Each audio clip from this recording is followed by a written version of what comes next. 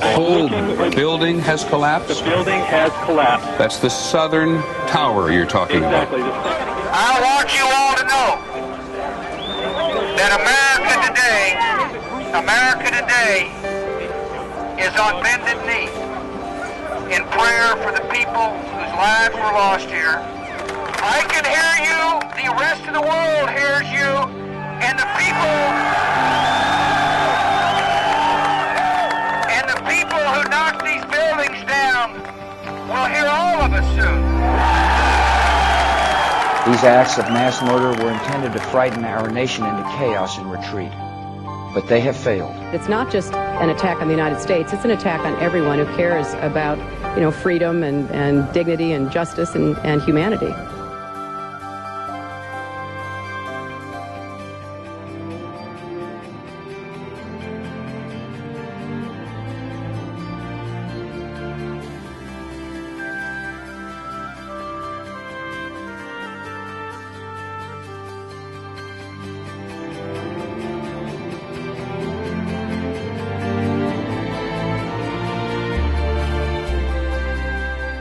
About 5 years old was when it took place. I really don't remember that much since I was only 5 years old, but I know it meant a lot to my family and my mom, especially because my uncle and my mom's brother, Don Jones, died that day. After the planes had crashed into the towers and we knew what was happening, I don't remember even what time of the morning it was, but I remember sitting in the conference room on a table watching the television.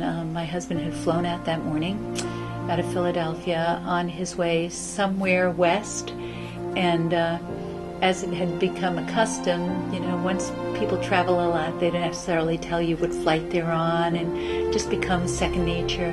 So I hadn't heard from him for hours, and I remember sitting on that table watching the news and crying, and Dr. Janelle, who was principal at that time, coming into me and saying, "Lydia, it's okay, going to be okay. Paul's going to be fine."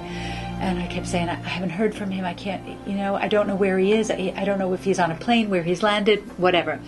And lo and behold, they announced my name over the loudspeaker and said, "You have a call." And it was my husband saying that they had landed his plane in Chicago and that he was indeed fine. I remember the TVs going on and the kids were still playing around and the parents were freaking out because they knew what was happening and we didn't. After a couple years of looking into it and all the ceremonies and all the anniversaries, I was like, maybe it's time I finally step up and do something. So after a couple years of thinking, I finally enlisted in the United States Marine Corps. 9/11 to me, I remember because I was an assistant principal at another high school, and I remember hearing the first report of a plane hitting one of the Twin Towers, and it was harrowing, actually, trying to keep everyone calm because you didn't know what was happening. You didn't know if there was going to be an attack on a school.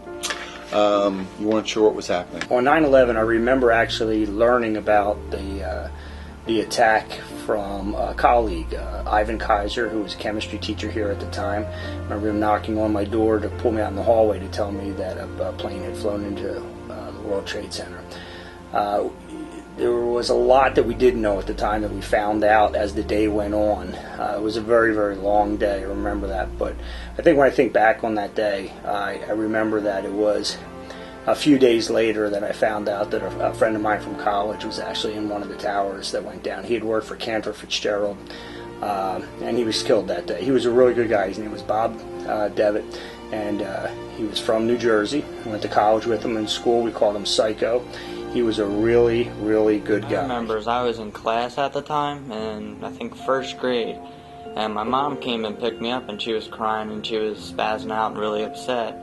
I didn't know what was going on because I was so young, but she was saying the towers were hit by terrorists, and at that point, being a little first grader, you didn't really understand it. I remember sitting in the attendant's office, working away, when our custodian came down and said that they thought that we had been attacked because the airplane had flown into one of the towers. And I can remember going, no way, it must have been an accident. No one could possibly attack us and get through. Well, then when he came back and said that a second tower had been hit, we were just totally in shock. Couldn't believe that people would do this and just hurt so many people. I think about 9/11, I think about how vulnerable it made everybody feel. I think for the first time it made all of us realize that everything that we hold near and dear and secure was no longer that way. And that became very powerful and very real and very immediate for so many people. I remember being a teacher in Hepburn Horsham High School and having my seniors during Block 2 when the news came on that something had happened. And I saw the look in my students' eyes, and I saw their tears, and I saw a lot of things.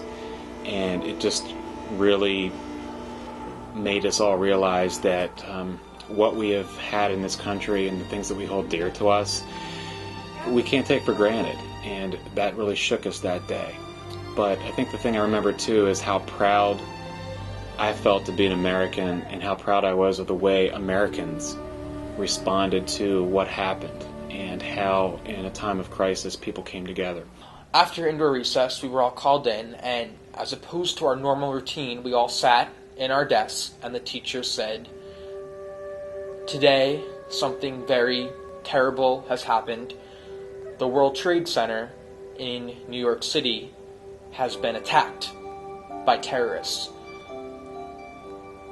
And my father, at the time, worked in Manhattan, blocks away, had a very nice view of the towers from his window. So the first thing I'm thinking is he okay? And then a second later, she makes eye contact with me and says, "I got a call saying that your dad was fine." It's one of those times where, one of those events in your life where everyone could tell you, even us, and we were all in second grade at the time, they could tell you where they were. They could tell you who they were with and have a very crisp memory of that day. But it never personally affected me, but it did bring everyone together. Even though 9/11 was a very tragic event, there are some positive memories I have from it, and the most profound for me is after hearing President Bush address the nation and the world, for that matter, at the site in New York City, and having Americans rally around the idea of pride of our nation and our flag. And I just really remember being a proud American at that point. I remember President Bush standing on the rubble with a microphone, on a megaphone, with people and saying that we're going to find the people who did this and go after them. And I remember how so many people cheered at that moment, and it's what people really needed to hear, regardless of your political affiliation. It's what people needed to hear, that America was going to come together, and you can take us and you can give us a severe blow. You can take a shot at us, but we're going to come back. We're going to be resilient. We're going to show grit and tenacity, and we're not going to let somebody take that away from us.